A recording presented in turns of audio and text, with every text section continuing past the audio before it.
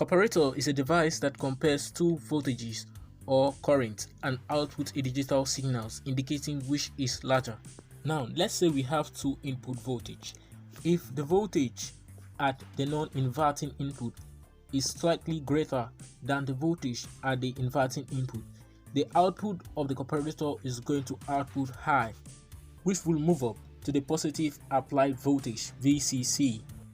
But in the real world, this voltage is going to be limited by the op-amp because of some of the resistance in it.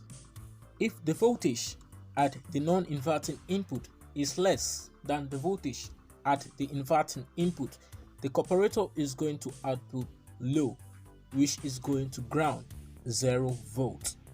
So guys, before we go into the real world, the two identical resistors connected in series act as a voltage divider for the inverting inputs. So why are they identical? It's because it's going to give us half of VCC. So this point is called our reference voltage. The variable resistor at the non-inverting input also acts as a voltage divider, but one which its voltage could be varied.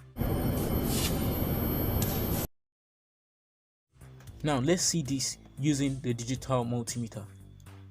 And already our output is already high, so our voltage at the output is around 5.8 volts.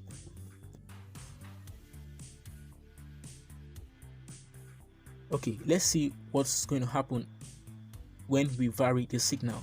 Taking that clockwise, you see we have a low output, which is the ground voltage, and taking that anti-clockwise, the output goes high to the positive supply voltage.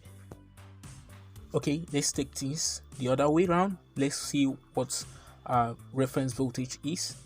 So we're going to put that at the output of this voltage divider, and we see our reference voltage is around 3.7.